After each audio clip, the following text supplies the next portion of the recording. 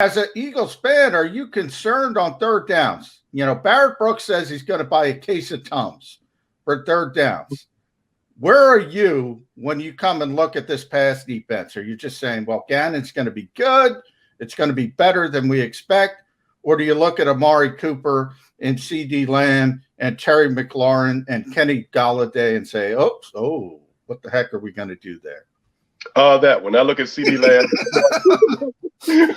What are we going to do there?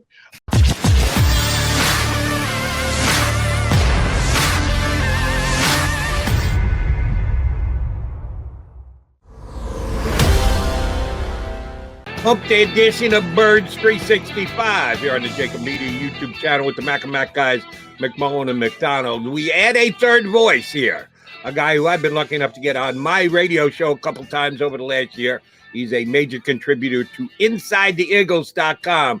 Geoffrey Knox, good enough to hop aboard with us. Geoffrey, how's your summer treating you? So far, so good, Jody Mac. Always good to speak with you. And Mr. McMullen, pleasure to meet you, sir.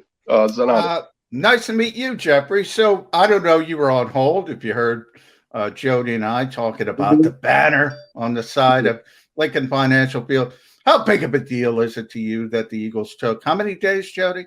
151 from the day they traded Carson Wentz. 151 days. Does that, as an Eagles guy, does that upset you? Am I off the rails saying, who cares? No, I don't think you're off the rails there, Mr. McMullen. I'll be honest with you. I'm kind of like on the same boat as Jody, though. I kind of was wondering what was taking so long to get him down there. Personally, me, I think it was probably about time to do it. You know, this is a guy that you have invested a lot in and everything. It didn't end the way you wanted to. But, you know, this is Philly. And it's harder to drive down that's the road every day and just sit there and look at the eastern side of the Lincoln Financial Field Stadium and just see that guy up there. You know, you kind of want to replace him with somebody else. All right, fair enough. Fair enough. If it wasn't in as viable a place as it is right on top of 95, maybe I don't even get as bent out of shape as I do. But I did, and I'm sorry. They could have taken it down quicker. But they did a nice job replacing Carson Wentz with a really good picture of the Super Bowl celebration. See the confetti coming down. That is the best sports moment for the Eagles. A lot of people in this town right now in their life, and they got a great picture of it. But why did some media outlets have to go, ooh, it's a picture of Nick Foles? No, it's not. It's a picture of Nick Foles' hand. It's a picture of the Lombardi Trophy. Some people just want to continue this quarterback controversy story until I think we have to wait till both Carson Wentz and Nick Foles both pass away before some people will let it go. And even after that happens, it probably won't go away then. I was on the other side, though. I was kind of wishing it would have been Jason Kilson in Mummer's outfit. I think that would have been great. It would have been. There was a lot of ways it could have went. I said logo. I said Lombardi Trophy. I said legendary great, Brian Dawkins, Reggie White. That way you don't have to worry about it. They'll be talking about a new stadium by the time you have to take that thing down. So I think the Eagles made the right decision. But, Jeffrey, I want to talk about more substantive stuff with you because while some people are, as you mentioned, caught up in Nick Foles versus Carson Wentz, the real issue is Jalen Hurts. Can he replace Carson Wentz, and for how long? Obviously, he's going to get an opportunity in 2021. It's a narrow path, man, to seize control of that job because you look at the 3 first-round picks, 3 potential first-round picks. You look at all the salary cap money. You look at what's coming down the pike. What do you think, Jalen Hurts? Does he have an opportunity to seize control of this team? Definitely has the opportunity. I'm worried about Jalen Hurts. I mean, you can never look past, what is that, 53% completions percentage for anybody? 52, yeah, 52. Completion percentage. You can never look past that, especially in the National Football League. The thing that I love about Jalen Hurts is I love his mental makeup. I probably love his mental makeup more than I like that of Carson Wentz. I think he's a little bit tougher. We've seen him deal with adversity before. He's a grown-up.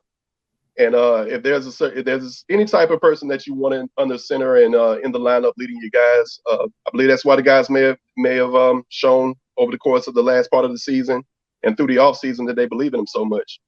We've seen it at Alabama. We've seen him do it at Oklahoma. And I think he can do it at Philly. Ineffective happens in the NFL. We've seen Russell Wilson come in and struggle. Tom Brady wasn't this Tom Brady that we see now when he first entered the league with the New England Patriots. That's why the other teams have coaches. These guys have to have the ability to learn. They need that learning curve. They need to be coached. And I think maybe more so than Carson Wentz, I think Jalen Hurts is coachable. If he's listening, he's a grown-up, he's mature, and we've seen him handle adversity and do it well. I see no reason why he can't be successful. Fingers crossed. Geoffrey, an article you put up on your site recently was something we had discussed, and I had mentioned here on the show about Zach Ertz. We talk about Zach Ertz almost on a daily basis because we know that you know what's going to hit the fan here very shortly when camp opens up. Will Zach Ertz be here? Does he want to be here? Do the Eagles want him here? How much nibble has Howie Roseman gotten for dangling Carson Wentz as a tradable asset? All those things are going to come to loggerheads here in the next 6, 7, 8 days when camp opens up. You mentioned that, well, why don't we revisit can bygones be bygones? Can the Eagles actually think about keeping Zach Ertz here and making it work? You've got a new coaching staff, so any animosity with Doug Peterson and or his staff last year should be by the board. We know it's bigger than that Zach has a problem with the organization, a.k.a. Howie Roseman, and he is still very much here. But if Howie does a major mea culpa thing and everybody jumps on board and Dallas Goedert gets on the phone and says, hey, you and me, pal, we can still do this together, is there any chance they can unburn the bridge with Zach Ertz? Jody Mack, I sure hope so, man. Like Zach Ertz is one of those guys, kind of like a Deuce Staley, kind of like a Randall Cunningham that just touches a different heartstring with me. I love the guy. 8 seasons in the league, all of which with the Philadelphia Eagles. Guy's gone from being the guy who was really only effective against the Giants to being one of the top 3 tight ends in the game, and has suffered some injuries. I think Zach Ertz is one of those guys that I would like to see, like we've done with so many other people. I think Zach Ertz has done enough for the organization to prove and warrant that he deserves to have that bounce back year. We gave it to Carson Wentz after, he may have looked not the way we wanted and desired in 2019. I don't know why Alshon Jeffrey and guys like Mac Hollins got so many chances. I definitely believe that Zach Ertz has had that chance. Does he want to be here? I don't think he wants to be around Howie. I don't think he wants that relationship with Howie that he once did. But he loves the city. We've seen him brought literally to tears over his love for this city, this organization, this franchise. And I believe that love, plus the love that he has with his teammates. One of his best friends is still here, Jason Kelsey. There are enough guys on this team that can help him mend that fix and everything because, I mean, who's to say that there are other guys in the locker room that may have their own issues with Howie? Like, we're all trying to get through this together, but in the end, you're one of us. We definitely hope that we can work this out. And, Philly wasn't even in a position to where they had to make a decision immediately anyway. He is signed through the remainder of this year. But I also understand the business of the NFL as well. There's always a desire to want to get the most out of somebody that you can get out of them while they're still tradable. And obviously, if, the opposite happens and Zach Ertz, endures the entire 2021 season and doesn't look like the Zach Ertz that we remember, then obviously you've got nothing for him. But I definitely believe that he has earned the right to prove his mettle and show that he can do this one more time. So, Geoffrey, one of the most difficult parts of Howie's job is sort of that balancing act and the fact that you have to – it's probably better to give up on a player a year early than a year late. It's the cliche in this league. A lot of people, including yourself, my buddy Jimmy Kempski, I saw you chimed in on potentially trading Fletcher Cox, who maybe is the Eagles' best player. But if you look at it realistically, you take Jeffrey Lurie at his word, this is a transition period. So by the time the Eagles get good again, be a playoff contender again, Fletcher Cox probably won't be Fletcher Cox. So how do you balance these veteran players who've done so much for you in this organization versus sort of rebuilding, even if they want to label it transitioning? Very valid point, Mr. McMullen. I think in the end, it all comes down to who these guys are, what they represent. Are they still effective right now? Do they help this team win right now? Which I think obviously Fletcher Cox still does. But also, in the rebuilding year, as you stated, what can we get for this guy? Not using the Cowboys as a reference. We know how we feel about them, but Once upon a time, Jimmy Johnson made a decision. He decided to move on from Herschel Walker, and that ended up being one of the best decisions they ever made. But look at what he got for him. It was kind of hard to say no to that deal. Giving up Fletcher Cox and somebody telling us, we're going to give you a third round and maybe like a fourth round in next year is obviously not something that we're going to, subscribe to and, agree with. But Fletcher Cox is one of those guys that, is still effective right now, still at the top of his game right now.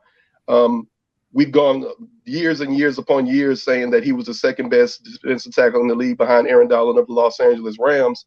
I'm not sure that's the case anymore. I think I kind of moved Chris Jones from the Kansas City Chiefs up to number 2 now, and I got Fletcher Cox at 3.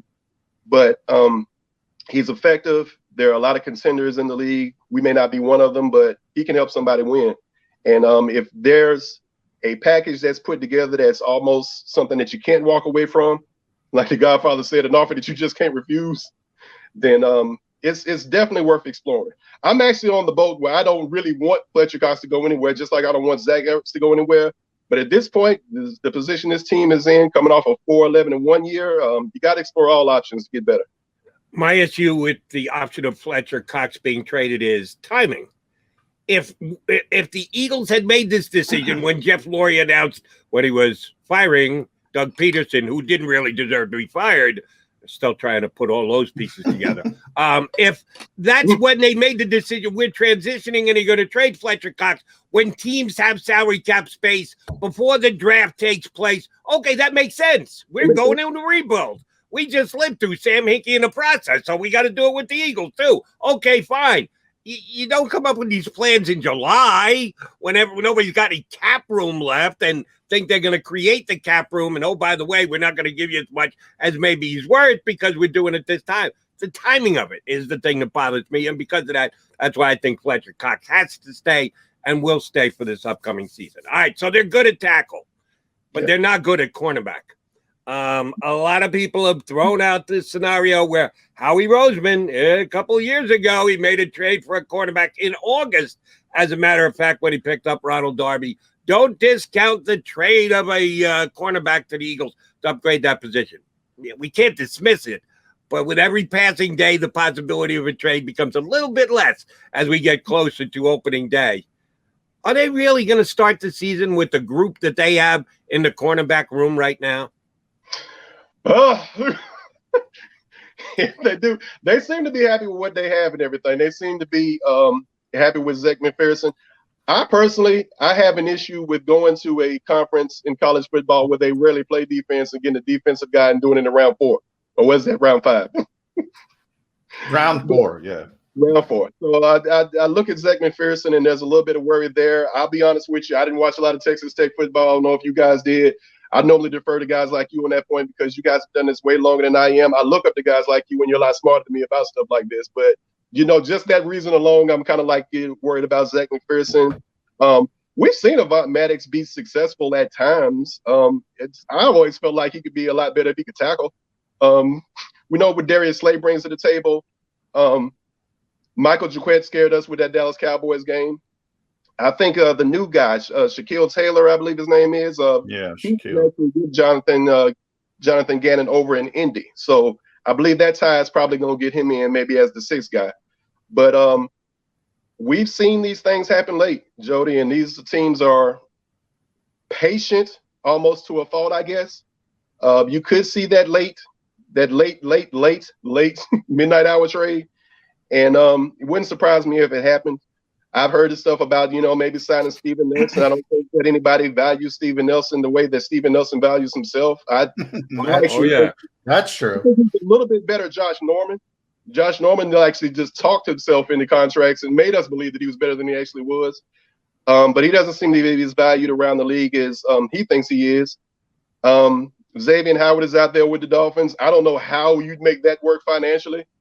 But at the same time, too, I was looking at the Tennessee Titans, and I sat there and I also realized that, they brought Julio Jones, and we thought that was impossible. Like I said, you guys are smarter than me. I don't know how this salary cap thing works, man. Well, one of the things. 17, it seemed like we had no money then, and we just wanted one wide receiver. We got Torrey Smith and Alshon Jeffrey. I have no idea how the salary cap works. I really don't. Yeah. Well, one thing we've been talking about, we're going to talk about later in the show a little bit more, Jeffrey, is player development. One of the reasons Doug Peterson isn't here and Nick Sirianni is here is supposedly him and his staff are great teachers. So you bring up that cornerback position. You mentioned a lot of those young names and Zach McPherson. You even brought up Shaquille Taylor. That's good on you because a lot of Eagles fans don't even know he exists at this point. But he has a history with Indianapolis and Jonathan Gannon. So you're connecting the dots well there. But player development, you mentioned the draft. I go back to the 2020 draft. Jeffrey Okudah was the third pick overall out of Ohio State. Mm-hmm. He did not play well. Now, that doesn't mean he can't turn it around, but people expecting Zach McPherson, as you mentioned, a fourth-round pick out of Texas Tech to come in and be a starter, Howie Roseman's got to figure out something. And it might be Steven Nelson. He put out a cryptic tweet yesterday, today, or tomorrow. He's great, as you mentioned, hyping himself up, although he's not that great because he hasn't had a deal yet. But as an Eagles fan, are you concerned on third downs? You know, Barrett Brooks says he's going to buy a case of Tums for third downs. Where are you when you come and look at this pass defense? Are you just saying, well, Gannon's going to be good, it's going to be better than we expect? Or do you look at Amari Cooper and CD Lamb and Terry McLaurin and Kenny Golladay and say, oh, what the heck are we going to do there? That one. I look at CD Lamb. What are we going to do there? One of the guys I left out was Grayland Arnold. I know they were really high on him, you know, out of Baylor and things of that nature. But you're absolutely right, Mr. McMullen. There has to be some team development here. There has to be. I think that's what's gotten us in trouble. We draft these guys, they don't pan out, and then we have to mask some of this by just continuing to go out and buy free agents and things of that nature. And you know, it just never gets better. And those free agents get old quick, and then you have the injuries. And then we've been so unfortunate that you know people start to get hurt that are supposed to be young. So. I'm scared to death. I love the pass rush. I love Josh Sweat. I love Brandon Graham. Brandon Graham is one of those guys, like I said, it tugs at the heartstrings. Ryan Kerrigan, hopefully he has enough left. But I think in rotational situations, I think he should be fine with limited snaps and things of nature because he is getting a little long in the tooth there. But those things go hand in hand. Certain rules about football will always be rules about football. And you need to be able to cover so the pass rush can get home. The pass rush needs to get home so the guys don't have to cover as long. But Darius Slay, though he showed some chinks in the armor a little bit last year, he had the one interception. I think maybe unfair or fair. No, it's fair, actually, because he makes enough money for this to be fair. Darius Slay has to be even better now than what he was last year and even better than we've seen from Darius Slay. He just has to do it. And they have to figure out that other hole. I'm not confident in putting Von Maddox out there and things of that nature. But, again, this is the NFL, and this is a team that's rebuilding. In a salary cap era, there's always going to be something that a team needs. And in this case, it's kind of become like a tradition here in this fan base and in this organization that every single year, regardless of what we do, we're right back to talking about the same things in the offseason, guys. What are we going to do with wide receiver? Who are our cornerbacks? Well, you bring up Darius. I think Slay, as he likes to be called, I think he's going to have a great year for this reason, Jeffrey. If you're an opposing quarterback, why even looking at Slay? Why throw his way? Why even bother? Because he's still a good corner. He's still a really good corner. And quarterbacks are smart, especially veteran quarterbacks. They're going to say, all right, let's leave Slay alone and let's take advantage of these guys. So I think the perception is Slay is just locking people down. Yeah, that as well. And I actually see that as an argument, but also see the other thing. I'm actually at the point now where towards the end of last year, it looked like some of these veteran guys didn't look like they were as frightened to take on Slay as we thought they might be. And you know, if you win 50% of the time, that's good. You can still take advantage of everybody everywhere else and things of that nature. But yeah, I think I'm right on the fence with you. I think there's a possibility of him having a great year, and I think there's also the possibility of maybe, you know, we seeing some things that we may not like from that. But I think more often than not, you're going to get a lot more good than a lot more bad than from Slay. Jeffrey, you mentioned the wide receiver position, yes, which is a cottage industry in this town. Who's going to play wide receiver? What are we doing at wide receiver? Why don't we have wide receiver? Why can't we get a 600-yard wide receiver? Well, I think they will actually accomplish that this year. And his name is Devontae Smith, and they aggressively moved up to take him in the first round. I've been a huge fan. I thought he was the best receiver on Alabama 2 years ago when two of their wide receivers were taken in the top 15 in the draft. Guys like me and others putting a lot of pressure on Devonta Smith. We want him to come in here and not only be the Eagles' best wide receiver, but 1,000-yard plus wide receiver, and maybe a 7 to 10 touchdown type wide receiver. Are we putting too much on Devonta Smith's plate? No, because it's the NFL and same thing. Like when you're sitting there talking about top 10 picks and everything, these guys are just going to have to deal with that pressure, whether it's fair or not. This is the league, welcome to the league, rookie. You got to line up against these great guys that you've been watching on TV for the last 4 years, and some of them for most of your life. But no, but the one thing that I love about Devontae Smith, even though we may be heaping some unnecessary pressure on him, is I think he can handle it. I think he's the guy. I think this is the guy that we've been looking for. Finally, we got something right. Philly decided, you know what, let's go in the draft and let's actually look at the team that's actually one of the dynasties in college football and try to find some talent there. So I love him, not only him, but Landon Dickerson. I think if Landon Dickerson is healthy, again, fingers crossed, I think he's the best interior lineman in the draft. I also think Devontae Smith helps make other people better. I think he opens up things underneath for Dallas Goedert. I think he makes a Jalen Reagor better. Jalen Reagor was probably in a position that the same type position last year where the unnecessary pressure was heaped on him, and we saw him crack under it to some extent. We also saw the injuries. But I honestly believe that Jalen Reagor serves a role that he should have served in the first place. He's robbing to somebody else's Batman. I think he's fine. And without the pressure of him having to be the guy, without the pressure of, everybody looking at him and maybe making all the statements about him, now they're talking about somebody else. I think you actually, because of Devontae Smith's presence, you get a great year out of him and also Jalen Reagor and maybe even Travis Fulgham on their way down, because now you got Travis Fulgham lining up against the third best cornerback on everybody's team now. Yeah, I've said the same thing, Jeffrey. I think there's going to be a domino effect with Devontae Smith. I don't think Jalen Reagor is a legit number one receiver in this league, but number two, less pressure. I think he fits in. Travis Fulgham, maybe he's not a 2, as a 3. That's not bad. So I think the domino effect starts to take over if Devontae Smith turns into what we think he's going to be. But I want to shift. We've gone pretty late in this interview. I haven't brought up the head coach, Nick Sirianni. So I want to get your thoughts about Nick and his staff, because look, Michael Clay, youngest special teams coordinator in this league. Nick Rollis, youngest position coach. Nick Rollis is the same age as Alex Singleton, basically. Not a lot of experience. Not a veteran sounding board, so to speak. You've seen it a lot of places. Sean McVay always bring up with Wade Phillips. Even Doug Peterson as a first-time head coach at Jim Swartz. How do you feel about this coaching staff, and what have been your sort of first impressions? They'll take some lumps. I think once we got over the desire to pick on Nick Sirianni and everything, and I settled down and kind of took my emotions out of the argument, I like Nick Sirianni a lot more now than I did when he was hired. Clearly, the guy doesn't drink decaf. But Nick Sirianni has that desire to succeed, and he cares. And after several years of just seeing so many coaches that look like they didn't, I love him for that reason.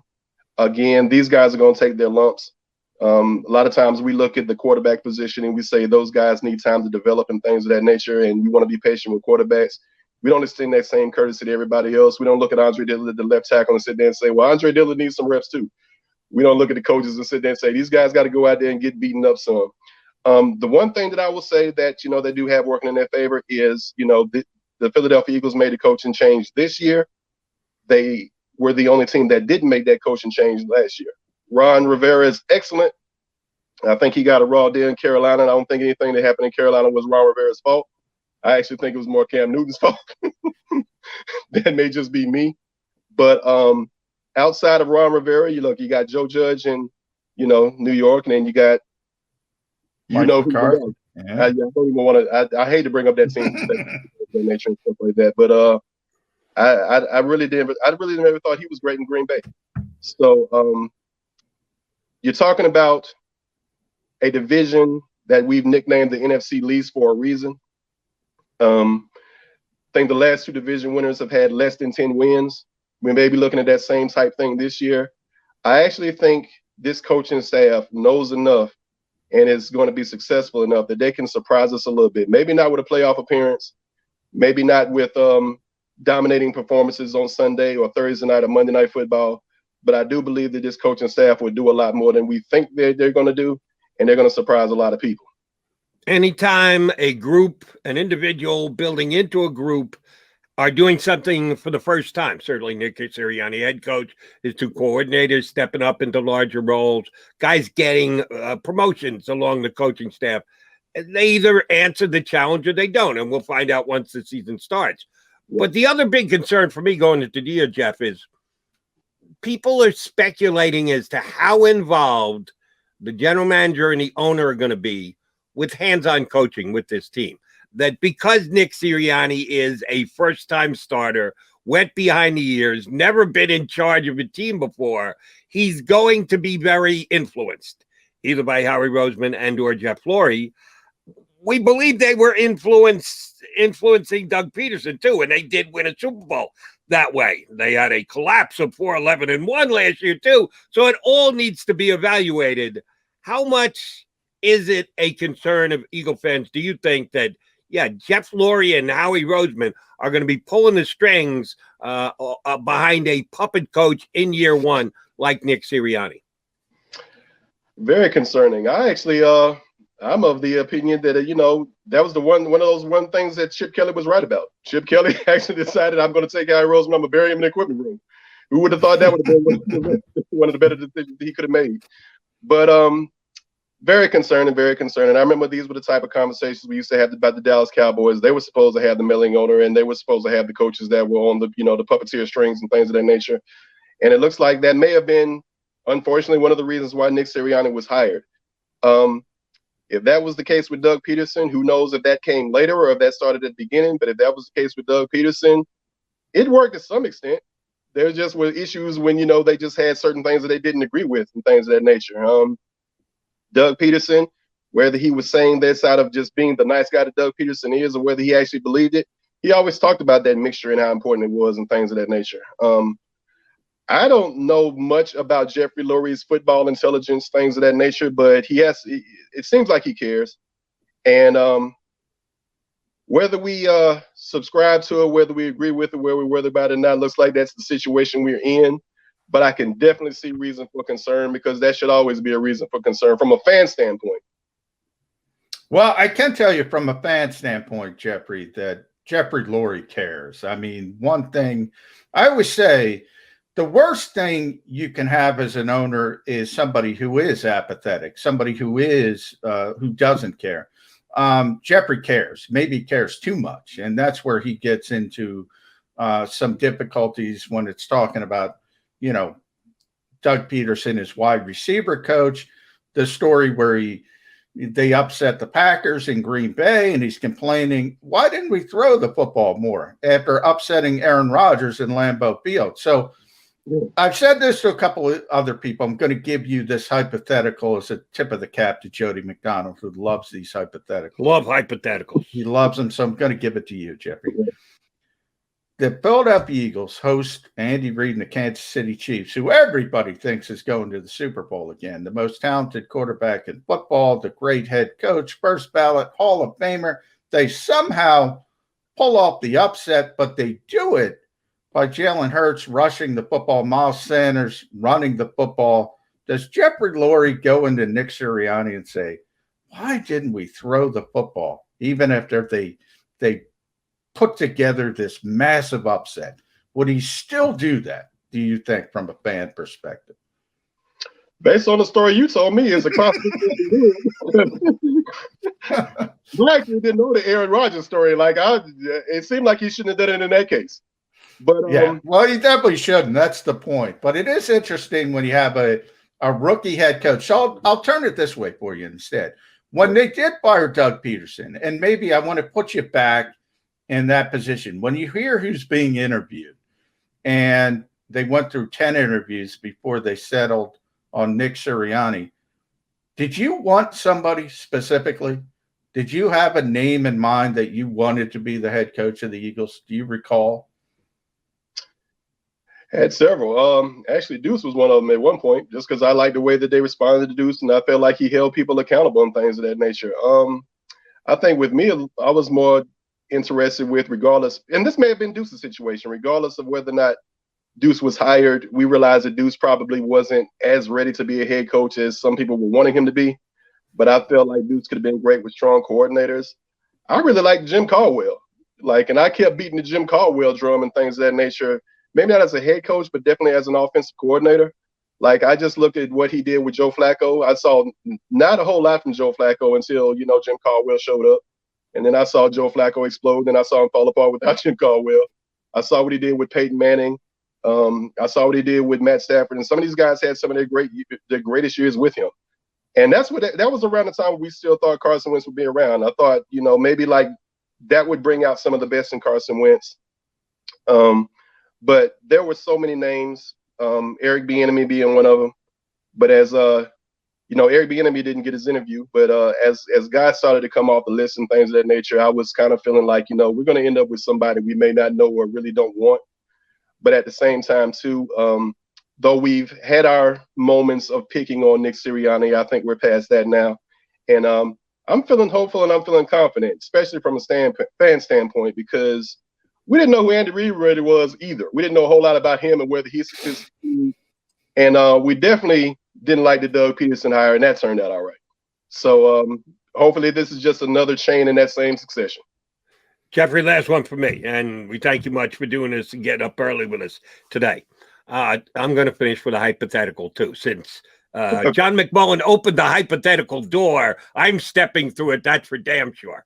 Jalen Hurts plays well enough. He doesn't embarrass himself or the organization. He's not the Carson Wentz finished up the 34th ranked quarterback rating in the league last year when there are only 32 starting quarterbacks. He's not down that low, but he's not in the top 10. He's probably not in the top 20. He's somewhere in the 20s, 22, 23, 21.